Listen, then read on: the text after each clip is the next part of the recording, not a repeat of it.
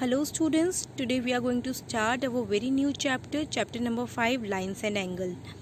So this is our introductory video, and in this we will learn some basic concepts about lines and angles. So first one is point. Student, point gives us the exact location on a plane. किसी भी plane के ऊपर आपको exact location point provide करवाता है. Line basically क्या होती है? एक स्ट्रेट पाथ होती है प्लेन के ऊपर जो कि दोनों डायरेक्शन में एक्सटेंड कर सकती है. ठीक है, जैसे कि आपको दिख रहा है, लाइन बेसिकली एक स्ट्रेट पाथ है हम लोग के प्लेन के ऊपर, और ये दोनों ही साइड से एक्सटेंड कर रही है, दोनों साइड से बढ़ रही है, और इसका कोई भी एंड पॉइंट नहीं होता है. That is called line. Next है लाइन सेगमेंट.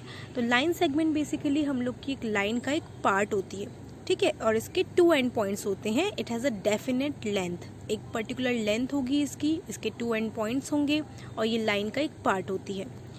नेक्स्ट है रे एक लाइन सेगमेंट है जो कि हम लोग की वन डायरेक्शन से एक्सटेंड करती है. एक डायरेक्शन इसका फिक्स्ड होता है, एक एंड इसका फिक्स्ड है, और सेकेंड डायरेक्शन जो दूसरी डायरेक्शन है ये आपकी एक्सटेंड करती है. सो बेसिकली रे is a line segment extended indefinitely in one direction only. एक डायरेक्शन से ये एक्सटेंड करती है.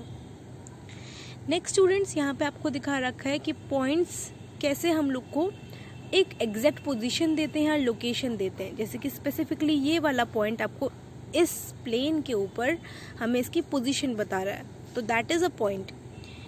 सिमिलरली आपको लाइन का इस तरीके से आपको शो करा हुआ है कि लाइन स्ट्रेट पाथ है जो कि दोनों साइड से इंक्रीज करती है. सिमिलरली लाइन सेगमेंट का एंड रे का.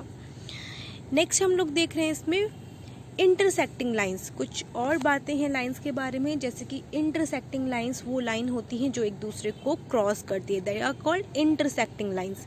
ठीक है, जो एक पॉइंट पे आके एक दूसरे को क्रॉस करे. नेक्स्ट है पैरेलल लाइंस. तो बेसिकली ये वो लाइंस होती हैं जो कभी एक दूसरे को क्रॉस नहीं करती. Lines that never cross each other are called parallel lines. And इसके अलावा स्टूडेंट्स, इन लाइंस के बीच का जो डिस्टेंस होता है ये हमेशा सेम रहता है. ठीक है, अगर हम इस पोजीशन पे, इस पॉइंट पे इसका डिस्टेंस फाइंड करें तो वो बिल्कुल सेम होगा अगर हम यहाँ से डिस्टेंस फाइंड करते हैं तो. ठीक है, तो डिस्टेंस हमेशा सेम रहता है पैरेलल लाइंस के बीच में. नेक्स्ट हम लोग देखेंगे स्टूडेंट्स एंगल्स के बारे में. तो एंगल्स क्या है? When two non collinear rays. Collinear का मतलब है जो एक के ऊपर एक लाई करती है, they are called collinear. Non collinear जो बिल्कुल डिफरेंट होंगी. ठीक है, एक पॉइंट पे या फिर एक जगह लाई नहीं करेंगी. So non collinear rays join with common end point. उन दोनों का एंड पॉइंट कॉमन हो, उनसे अगर आप इन दोनों को ज्वाइन कर दो. अगर जैसे कि यहाँ पे आपको गिवन है रे बी ए एंड रे बी सी, दोनों का एक कॉमन एंड पॉइंट हमें दिख रहा है बी. तो अगर हम इन दोनों को ज्वाइन कर दें कॉमन एंड पॉइंट से, तो ये कुछ इस तरीके से बन जाएगा स्टूडेंट्स, लाइक दैट, है ना. और ये जो आपका होगा, ये पॉइंट होगा हम लोग का बी, यहाँ पॉइंट होगा हम लोग का सी, एंड ये पॉइंट होगा डी. ठीक है, तो ये हम लोग का जो बन के आया है बेटा, तो ये एक एंगल है. इस एंगल का नाम होगा angle D B C. So basically अगर आप दो नॉन कोलिनियर रे को एक कॉमन एंड पॉइंट से ज्वाइन कर देते हो तब हमारा एंगल फॉर्म होता है. ठीक है, और जहाँ पे ये फॉर्म होता है, जिस कॉमन एंड पॉइंट से आप इन्हें ज्वाइन कर रहे हो, that point is called the vertex. So basically अगर मैं यहाँ बात करूँ कि यहाँ पे वर्टेक्स क्या है, तो वर्टेक्स इज बी. यहाँ बी वर्टेक्स है. इसके अलावा स्टूडेंट इसमें आर्म्स की बात करें कि आर्म्स कितनी है, यहाँ इसकी 2 आर्म्स है. एक आर्म है बी सी और दूसरी आर्म है इसकी बी डी, है ना. तो B C and B D हम लोग की 2 आर्म्स हो गई, और बी इसका वर्टेक्स हो गया है. एंड अगर आप यहाँ पे पॉइंट का नाम ए ले लेते तो हम लोग की 2 आर्म्स अगेन हो जाती है. एक का नाम है बी सी एंड एक का नाम है बी ए, जो कि इस फिगर के अकॉर्डिंग सेट हो रहा है आपका. नेक्स्ट हम लोग देखेंगे नेम कैसे करते हैं एंगल को. एंगल को नेम करना बहुत ही ईजी है. अगर आपका वर्टेक्स है, इस वर्टेक्स को आप बिल्कुल मिडिल में लेंगे. जो साइड का पॉइंट है उसे लेफ्ट हैंड साइड, एंड एक साइड के पॉइंट को राइट हैंड साइड आप लिख दीजिए, तो ये एंगल का नेम बन गया एंगल ए बी सी. इसी तरीके से हम इसका नाम, बेटा बी हमेशा मिडिल में रहेगा क्योंकि वर्टेक्स आपको मिडिल में देना है. तो फर्स्ट मैंने ए को लेफ्ट हैंड साइड रखा है, इस बार मैं सी को लेफ्ट हैंड साइड लिख दूंगी एंड ए को राइट हैंड साइड लिख दूंगी। तो इसी तरीके से इसका नाम एंगल सी बी ए भी बन सकता है। ठीक है, तो नेमिंग करने के लिए सिंपल सी बात यह है कि आपको वर्टेक्स को हमेशा मिडिल में रखना है। जहाँ पे एंगल फॉर्म हो रहा है जिस पॉइंट पे, उसे आप मिडिल में रखेंगे। बाकी दोनों एंड्स का भी आप मेंशन करेंगे name, and that's how you will get the name of the angle. Next है हम लोग का interior and exterior of an angle. किसी एंगल का इंटीरियर उसके अंदर लाई करता है। ठीक है, मतलब बेसिकली अगर ये हम लोग का एंगल है तो ये इसके अंदर लाई करेगा, है ना। एंड सिमिलरली बाहर जो पोर्शन है वो आपका एक्सटीरियर एंगल हो जाएंगे। ये सब हम लोग के एक्सटीरियर पॉइंट्स हो जाएंगे। तो एक्सटीरियर एंड इंटीरियर, इंटीरियर मतलब एंगल के अंदर, एक्सटीरियर मतलब एंगल के बाहर। एक एंगल किसी भी प्लेन को 3 पार्ट्स में डिवाइड करता है। एक उसके अंदर है, एक उसके बाहर है, और एक ठीक उसके ऊपर, उसके ऑन द एंगल, है ना। तो that is the interior and exterior of the angle. और जो पॉइंट हम लोग के यहाँ पे इंटीरियर लाई कर रहे हैं वो है एफ एंड आर। जो पॉइंट इस एंगल के एक्सटीरियर में लाई कर रहे हैं they are P and X, T and that's all, T, P, X and T are lying exterior of the angle. And जो पॉइंट इस एंगल पे लाई कर रहे हैं that lies on the angle, they are A, B and C. ये हम लोग के एंगल हैं, जो एंगल पे लाई करने वाले पॉइंट्स हैं। ठीक है, नेक्स्ट हम देख लेते हैं एंगल के टाइप्स। तो टाइप्स आपने प्रीवियस क्लासेस में भी पढ़ा है, हम जस्ट इसको रिकॉल कर रहे हैं। दैट राइट एंगल जो है हम लोग का एक एंगल होता है जो कि 90 डिग्री का होता है। ठीक है, the angle that is of 90 degree that is called right angle. Acute angle basically कौन सा एंगल होता है जो कि 90 से छोटा होता है, which is less than 90, that is called acute angle. Obtuse angle is greater than 90, 90 से बड़ा होता है ये angle, that is an obtuse angle, sorry. Next हम लोग का होता है straight angle. Student, straight angle बिल्कुल हम लोग का 180 का होता है, और एक लाइन जो होती है ये स्ट्रेट एंगल की होती है। ठीक है, तो 180 डिग्री का स्ट्रेट एंगल होता है। नेक्स्ट हम लोग का आता है स्टूडेंट्स कंप्लीट एंगल। तो कंप्लीट 360 डिग्री का एंगल हम लोग का कंप्लीट एंगल होता है। ठीक है, 360 डिग्री का एंगल कंप्लीट एंगल होता है। एंड इसके बाद है जो कि 180 से तो बड़ा होता है, greater than 180 but less than 360, that angle is called reflex angle. So ये किस तरीके का होता है, suppose we are having a line over here and this if you can see, ये तो हम लोग का एक्यूट एंगल है। ठीक है, but if I have to find this angle, मुझे यहाँ से लेके यहाँ तक का एंगल फाइंड करना है, तो ये एंगल कम्प्लीटली हम लोग का क्या है, कंप्लीट एंगल भी नहीं है, ये हम लोग का स्ट्रेट एंगल भी नहीं है। स्ट्रेट से तो बड़ा है बट कंप्लीट से छोटा है, that angle is called reflex angle. क्या कहते हैं हम उसे, रिफ्लेक्स एंगल कहते हैं। ठीक है, तो हम लोगों ने पढ़े right angle, acute angle, obtuse angle, straight angle, complete angle and reflex angle के बारे में।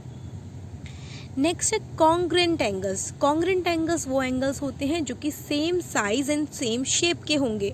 जैसे कि आपको यहाँ पे दिख रहा है angle A B C and angle D E F, दोनों के दोनों ही 30 डिग्री के हैं। ठीक है, इनका साइज भी सेम है, सेम शेप है, that's why they are called congruent angles. Now next we are having pair of angles and we are going to study about the types. So we are going to discuss about adjacent angle, vertically opposite angle, complementary angles, supplementary angles and linear pairs. So first one is adjacent angles. Adjacent angles are those angles which share the common vertex, जिनमें एक vertex common होती है and they also have a common arm, और एक arm common होगी। Normally adjacent angles वो angles होते हैं जो कि जस्ट नेबरिंग एंगल्स होते हैं। ठीक है, on the right and on the left, right और लेफ्ट में आने वाले एक दूसरे के एंगल्स को हम लोग एडजेसेंट एंगल्स बोलते हैं। इनके बीच में एक कॉमन आर्म होती है और एक ही वर्टेक्स होता है जो कि कॉमन होता है। इसके अलावा इनकी जो आर्म्स, नॉन कॉमन आर्म्स होती है वो इनके साइड में होती है। ठीक है, नॉन कॉमन आर्म्स दोनों के साइड में होगी। दैट्स व्हाई आई कैन से, अगर मैं बोलूँ कि ये एंगल 1 है and this one is angle 2, तो I can say angle 1 is adjacent to angle 2। Angle 1 जो है वो एंगल 2 का एडजेसेंट है। ठीक है, तो ये हम लोग के एडजेसेंट एंगल्स हो गए। Next is vertically opposite angles. तो वर्टिकली अपोजिट एंगल्स हमेशा इंटरसेक्टिंग लाइंस में बनते हैं। इंटरसेक्टिंग लाइंस हम डिस्कस कर चुके हैं, ऐसी लाइंस जो कि एक दूसरे को क्या करती हैं, क्रॉस करती हैं। तो क्रॉस करने वाली लाइंस यहाँ पे हम लोग की हो गई इंटरसेक्टिंग लाइंस। अब वर्टिकली अपोजिट एंगल्स क्या हो गए, वो एंगल्स जो कि एक दूसरे के अपोजिट में होते हैं, एक दूसरे के सामने होते हैं। इंटरसेक्टिंग लाइंस में बनने वाले एक दूसरे के अपोजिट एंगल्स को हम कह देते हैं वर्टिकली अपोजिट। जैसे कि आप यहाँ देख सकते हैं, angle 1 is vertically opposite to angle 2 and angle 3 is vertically opposite to angle 4। One more thing students is to learn कि ये जो वर्टिकली अपोजिट एंगल्स होते हैं ये आपस में एक दूसरे के इक्वल भी होते हैं, ठीक है। इंटरसेक्टिंग लाइंस में बनने वाले vertically opposite angles are equal to one another. Similarly अभी जो हमने पहले पढ़ा है बेटा एडजेसेंट एंगल्स, यहाँ मैंने सिर्फ आपको ये बताया कि कौन से एंगल्स एडजेसेंट एंगल्स होते हैं, जैसे कि नेबरिंग एंगल्स हम लोग के एडजेसेंट एंगल्स होते हैं, बट मैंने आपको ये नहीं बोला था कि एंगल 1 और एंगल 2 आपस में इक्वल भी होंगे। आई जस्ट सेड कि ये एडजेसेंट एंगल्स हैं, बट यहाँ वर्टिकली अपोजिट एंगल्स के केस में हम ये पढ़ेंगे कि ये एंगल्स जो होते हैं ये आपस में इक्वल भी होते हैं, ठीक है। तो याद रखेंगे वर्टिकली अपोजिट एंगल्स हम लोग की इंटरसेक्टिंग लाइंस में बनते हैं। जहाँ भी आप क्रॉस वाली लाइंस देखेंगे उसमें बोलेंगे यहाँ सामने आमने वाले एंगल, जैसे कि ये एंगल इसके सामने है and this angle is opposite to this angle, that's why they are vertically opposite angle. और अगर हम इनकी नेमिंग कर दें कि ये एंगल है 1 2 3 4, तो एंगल 1 जो होगा वो वर्टिकली अपोजिट से इक्वल होता है एंगल 3 के। सिमिलरली जो एंगल 4 होगा it will be equivalent to angle 2 by vertically opposite angles, क्योंकि ये वर्टिकली अपोजिट एंगल्स हैं देयरफॉर दे आर इक्वल। तो ये हो गए हम लोग का vertically opposite angles. Now next we are having complementary and supplementary angles. So complementary angles are those two angles whose sum is 90 degree. ऐसे एंगल्स जिनका सम करके 90 डिग्री आए उन्हें हम कॉम्प्लीमेंट्री एंगल्स कहते हैं। जैसे कि यहाँ हम देख रहे हैं एग्जाम्पल में 35 डिग्री एंड 55 डिग्री, आप इनका सम कीजिए you will get 90 degree. Therefore we can say कि ये एंगल्स क्या है, कॉम्प्लीमेंट्री एंगल्स है, क्योंकि इनका सम करके 90 डिग्री आ रहा है। सिमिलरली अगर बात करें 45 डिग्री एंड 45 डिग्री की, तो इनका भी अगर आप सम करेंगे तब भी कितना आएगा, 90 डिग्री आएगा। तो देयरफॉर आई कैन से कि ये angles 45 degree and 45 degree are the complementary angles. And इसी के सिमिलर बेटा होता है सप्लीमेंट्री एंगल, बट उनका सम करके हम लोग का आता है 180 degree. So two angles whose sum is 180 degree they are called supplementary angles. जैसे कि एग्जाम्पल में गिवन है 110 एंड 70 डिग्री। 110 एंड 70 डिग्री को जब आप ऐड कर देंगे तो बनेगा हम लोग का 180 डिग्री, एंड क्योंकि इनको सम करके 180 डिग्री आ रहा है therefore they are called the supplementary angles. इस वजह से angle of 110 and angle of 70 degree will be a supplementary angle because they sum up and give us 180 degree. Next है हम लोग के लिए लीनियर पेयर एक्सियम, या कह सकते हैं लीनियर पेयर। लीनियर पेयर्स हम लोग के लाइन में फ्रेम होते हैं। आपको पता है एक लाइन जो होती है कितने की होती है, 180 डिग्री की। तो लाइन पे बनने वाले जितने भी एंगल्स होंगे वो सब हम लोग के क्या हो जाते हैं, लीनियर पेयर हो जाते हैं। अब लीनियर पेयर जैसे कि मैं यहाँ कह रही हूँ कि ये एक लाइन है, अब इस पे बनने वाले एंगल्स हम फ्रेम करते हैं, ये हम लोग के एंगल्स बन रहे हैं। यहाँ पे एंगल 1 है ये and this one is angle 2। तो मैं कहूँगी कि एंगल 1 एंड एंगल 2 लीनियर पेयर से क्या होंगे, क्योंकि लीनियर पेयर है that's why they will sum up to give us 180 degree. Because हमने पढ़ा है कि लाइन तो हम लोग की कितने की होती है, 180 डिग्री की होती है। तो अगर हम इनका सम करेंगे तो हम लोग का कितना आएगा, 180 डिग्री आएगा। सिमिलरली अगर बेटा मैं इस तरीके से आपका इसी एंगल को, जैसे कि एक अभी अपने ये फ्रेम किया था, अब मैंने यहाँ पे एक और लाइन ड्रॉ कर दी है, तो यहाँ एंगल बन गया है, यहाँ पे 1 बना है, ये 2 है और यहाँ 3 है। तो इस बार हम लोग के 3 एंगल्स आ गए हैं। तो सिमिलरली हम लोग का क्या होगा, angle 1 plus angle 2 plus angle 3, because in 3 angles को सम करके क्या बन रही है, एक लाइन फ्रेम हो रही है। तो लाइन कितने की होती है, 180 डिग्री की होती है। रीज़न क्या है, because it is a linear pair. So basically कहने का मतलब ये है कि अगर कोई भी एंगल्स आप सम करके ऐसा हो रहा है कि उनको सम करके 180 डिग्री आ रहा है तो वो लीनियर पेयर होते हैं। या फिर आप कह सकते हैं कि अगर कोई एंगल्स लाइन पे बन रहे हैं तो उनको सम करके हमेशा 180 डिग्री ही आएगा, because they are linear pair. ठीक है, तो इसका कन्वर्स भी ट्रू है और जो नॉर्मल स्टेटमेंट है वो तो है ही ट्रू कि अगर एंगल्स को सम करके 180 डिग्री आ रहा है तो वो लीनियर पेयर होंगे। एंड इसका कन्वर्स क्या है कि अगर एक लाइन है तो उस पर बनने वाले सारे एंगल्स कितने के होते हैं, 100, उनको सम करके कितना आता है, 180 डिग्री आता है। That is linear pair axiom. Now next हम लोग के हैं ऑल्टरनेट एंगल्स। ऑल्टरनेट एंगल्स जो होते हैं हम लोग के पैरेलल लाइंस में आते हैं। जैसे कि वर्टिकली अपोजिट एंगल्स हम लोग के इंटरसेक्टिंग लाइंस में आए थे, तो पैरेलल एंगल्स में हम लोग के ऑल्टरनेट एंगल्स बनते हैं। Let us suppose we are having two lines, line L and line M and line N. Two lines है हमारे पास, एक है एम और एक है एंड, और एक और लाइन है जो कि इन दोनों लाइंस को क्या कर रही है, कट कर रही है। ठीक है, इसका नाम है line L. So we are having three line, line M, line N and line L. मैं यहाँ बोलूँगी कि लाइन एल जो है वो ट्रांसवर्जल है। ट्रांसवर्जल वो लाइन होती है जो कि दो पैरेलल लाइन को क्रॉस करती है। ठीक है, जो पैरेलल लाइन को क्रॉस करेगी उसे हम ट्रांसवर्जल कहते हैं। तो यहाँ पे ट्रांसवर्जल कौन सी होगी हम लोग की, line L. L will be the transversal. चलिए अब आगे देखते हैं। सो जो ट्रांसवर्जल जितने भी एंगल्स क्रिएट कर रही होती है हमारे पैरेलल लाइंस के साथ, वहाँ उन एंगल्स में कुछ रिलेशन होता है। जैसे कि आप देखेंगे जो यहाँ से ब्लू मार्क हो रखे हैं, ये angle and this angle, blue mark वाले एंगल जो हैं ये ऑल्टरनेट एंगल्स हैं। तो हम कह सकते हैं, अगर मैं इस एंगल का नेमिंग करना चाहूँ, इस एंगल का स्टूडेंट, तो आपने सीखा है नेमिंग कैसे करते हैं हम लोग। We start from the right most side, उसके राइट मोस्ट से स्टार्ट करेंगे या लेफ्ट मोस्ट से स्टार्ट करेंगे, और वर्टेक्स को आप लेंगे सेंटर में। कहने के लिए तो ये एंगल जो है वो पी एंगल है, बट हम लोग डायरेक्टली पी नहीं लिख के क्या लिखेंगे, एंगल ए पी क्यू। या तो आप ए पी क्यू लिखें या फिर आप लिखेंगे क्यू पी ए, सेम चीज़ है।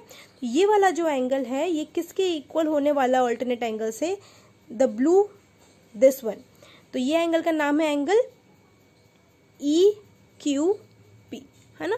तो basically angle A P Q हम लोग का इक्वल हो जाएगा एंगल ई क्यू पी से, because they are the alternate angles. तो ऑल्टरनेट एंगल्स बेसिकली क्या होते हैं, ट्रांसवर्जल इनको फ्रेम करती है, अंदर की साइड फ्रेम करती है पैरेलल लाइंस के, और एक हम लोग का राइट हैंड साइड में बन रहा होता है तो दूसरा लेफ्ट हैंड साइड में।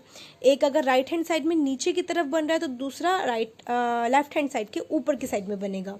और अगर देखा जाए तो ये हम लोग का एस भी फ्रेम करते हैं। तो आप ऐसे भी लर्न कर सकते हैं कि जो एंगल एस फ्रेम करते हैं उनको हम लोग ऑल्टरनेट एंगल्स कह देते हैं। और ये next we are having corresponding angles, and corresponding angles भी हम लोग की पैरेलल लाइंस में बनते हैं जिन्हें की एक ट्रांसवर्जल कट कर रही होती है। तो यहाँ अगर देखा जाए इस फिगर के अकॉर्डिंग, अगेन हम लोग की line M and N parallel हैं एक दूसरे के, और लाइन एल जो है ट्रांसवर्जल है। तो इसके अकॉर्डिंग जो कॉरस्पॉन्डिंग एंगल्स बनेंगे बेटा, वो जैसे कि आपको दिख रहा है कि यहाँ पे ग्रीन से हम लोग के जो फ्रेम हो रखे हैं, आप ट्रांसवर्जल की एक साइड ले लीजिए, आइदर लेफ्ट और राइट। लेफ्ट साइड में ऊपर की तरफ वाले अपर एंगल्स जो हैं हम लोग के दोनों लाइंस के, दोनों पैरेलल लाइंस के ऊपर की तरफ वाले एंगल्स जो होते हैं वो कॉरस्पॉन्डिंग हो जाते हैं। जैसे कि यहाँ पे आपको दिख रहा है ए पी जी, तो इसके साथ जो इक्वल आएगा वो आएगा डी क्यू पी। तो ए पी जी के इक्वल आ रहा है D Q P, and they both are equal by corresponding angles. तो कॉरस्पॉन्डिंग एंगल्स भी आपस में इक्वल होते हैं। Similarly on the right hand side देखेंगे आप, ये जो पिंक से शेड हो रखे हैं, that means this angle named angle G P B will be equal to angle this which is angle P Q E. तो ये दोनों भी एंगल्स कॉरस्पॉन्डिंग एंगल से इक्वल होंगे, दोनों आपके ऊपर साइड वाले हैं। सिमिलरली आप दोनों नीचे साइड वाले देख लीजिए, this angle which is named as A P Q which will be equal to angle D Q F. ये दोनों हम लोग के नीचे की साइड वाले हो गए on the left hand side, and similarly on the right hand side आपको मिलेंगे ऑरेंज शेड वाले जिसका नेम है B P Q will be equal to angle E Q F. तो इस तरीके से आपके कॉरस्पॉन्डिंग होते हैं। अगेन वर्टिकली अपोजिट एंगल्स आपस में इक्वल थे, कौन से होते हैं, इंटरसेक्टिंग लाइंस में फ्रेम होते हैं, ठीक है, और एक दूसरे के सामने होते हैं, वो इक्वल होते हैं। नेक्स्ट हमने पढ़ा ऑल्टरनेट एंगल। ऑल्टरनेट एंगल हम लोग की पैरेलल लाइंस में बनते हैं और आपस में इक्वल होते हैं। दे फ्रेम द एस, ये एस फ्रेम करेंगे। अगर अंदर की तरफ बन रहा है तो that will be alternate interior angle, और अगर आउटसाइड एस बन रहा है तो that will be alternate exterior angle. And alternate angles भी हम लोग के क्या होते हैं, आपस में इक्वल होते हैं। Now next we are having corresponding angles, and corresponding angles भी हम लोग के इक्वल होते हैं।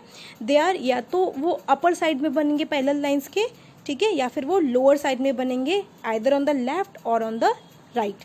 तो ये हम लोग के कॉरस्पॉन्डिंग एंगल्स हो गए, और कॉरस्पॉन्डिंग एंगल्स भी आपस में क्या होते हैं, एक दूसरे के इक्वल होते हैं। They are congruent to each other.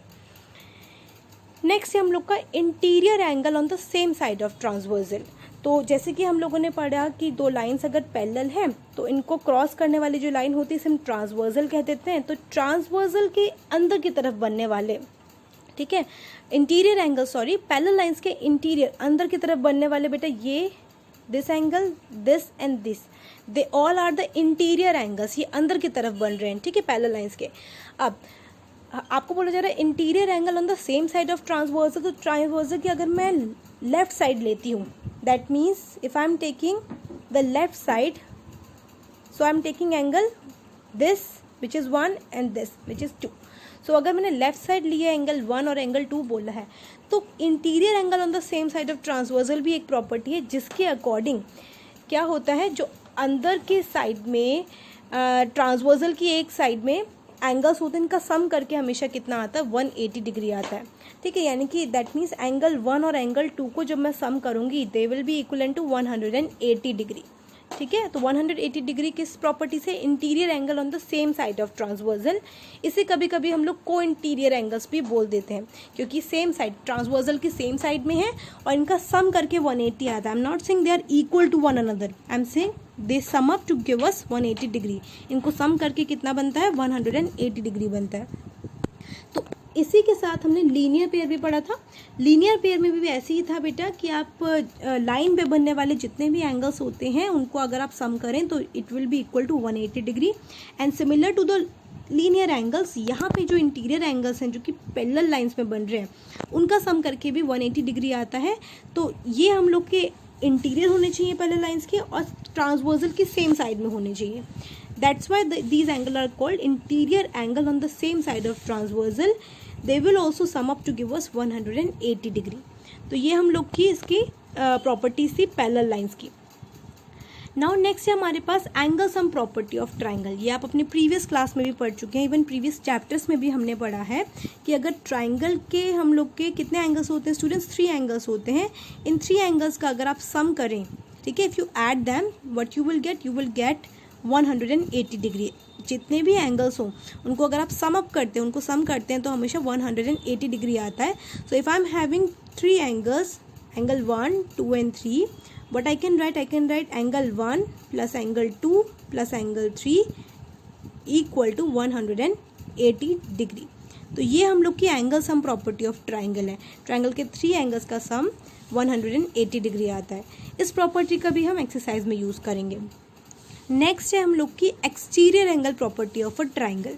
ध्यान से सुनेंगे, it is something new for you. तो ट्राइंगल जैसे कि ये है, तो ट्राइंगल के इंटीरियर एंगल्स अभी हम लोगों ने एंगल सम प्रॉपर्टी में देखे कि ये तीनों जो है, I am giving name to it, angle 1, angle 2 and angle 3, ये तीनों के तीनों क्या है, हम लोग के इंटीरियर एंगल है। सिमिलरली हम इसके एक्सटीरियर एंगल भी फ्रेम कर सकते हैं। जैसे कि अगर मैं इस लाइन को थोड़ा सा और एक्सटेंड करूँ तो ये जो एंगल बन रहा है नेमिंग एंगल 4, ये हम लोग का एक्सटीरियर एंगल है क्योंकि ये बाहर की तरफ बन रहा है एंगल के। सिमिलरली अगर मैं इस लाइन को आगे एक्सटेंड करूँ तो यहाँ एंगल बन रहा है एंगल 5, ये भी हम लोग का एक्सटीरियर एंगल है। एंड अगर हम इस लाइन को आगे फ्रेम करें तो यहाँ एंगल बन रहा है एंगल नंबर 6 एंड ये भी हम लोग का एक्सटीरियर एंगल है। I can say angle 1, 3 and 2 they are interior angle and angle 4, 5 and 6 they are exterior angle। तो यहाँ से आपने ये देखा कि एक्सटीरियर कौन से, इंटीरियर कौन से। अब एक्सटीरियर एंगल प्रॉपर्टी ट्रायंगल की ये कहती है कि अगर जो एक्सटीरियर एंगल है वो क्या होगा, वो सम ऑफ द 2 इंटीरियर एंगल, वो भी अपोजिट वाले, उनके इक्वल आता है। मतलब अगर मैं एंगल 4 ले रही हूँ, क्योंकि एंगल 4 हम लोग का एक्सटीरियर है तो मैं एंगल 4 ले रही हूँ, तो एंगल 4 जो होगा वो इक्वल होगा अंदर के 2 अपोजिट एंगल। मतलब आप इसके साथ में 4 के साथ में 3 है तो आप 3 को नहीं ले सकते, आप लेंगे एंगल 1 और एंगल 2 को। तो 4 जो होगा एंगल 1 प्लस एंगल 2 के इक्वलेंट होगा। ठीक है, ध्यान से देखेंगे बेटा, एक्सटीरियर एंगल अगर मैं ये ले रही हूँ तो इसका आप 3 नहीं लेंगे पेयर में, क्योंकि वो तो उसके साथ मिलके लीनियर पेयर फ्रेम कर रहा है। उसका अपोजिट एंगल लेना है, that is angle 1 and angle 2। तो 4 जो होगा एंगल वो इक्वल होगा एंगल 1 प्लस एंगल 2 के। एंड सिमिलरली बेटा अगर मैं एंगल 6 लेती हूँ, angle 6 will be equal to angle 1 plus angle 3। चलिए वीडियो को पॉज कीजिए और मुझे बताइए कि एंगल 5 किसके इक्वल होगा। Angle 5, it is also an exterior angle and it is equal to which 2 angles? Okay, I hope कि आप लोगों ने कर लिया है। It will be equal to angle 3 plus angle 2. 5 angle will be equal to angle 3 plus angle 2 because 5 के opposite में interior में angle 3 और angle 2 है। तो ये थी हम लोग की exterior angle property of the triangle, और इन सभी प्रॉपर्टीज़ को हम यूज़ करने वाले हैं अपनी एक्सरसाइज 5.1 एंड 5.2 में। ठीक है। तो नेक्स्ट जो हम लोग की आपकी प्रेजेंटेशन आएगी वो आएगी एक्सरसाइज 5.1 में। तो टिल देन आप इसे रिवाइज कर लीजिए और ये हम लोग को हेल्पफुल रहेगा कि हम अपने एक्सरसाइज को ईजिली कर सकेंगे। That's all for today students, thank you.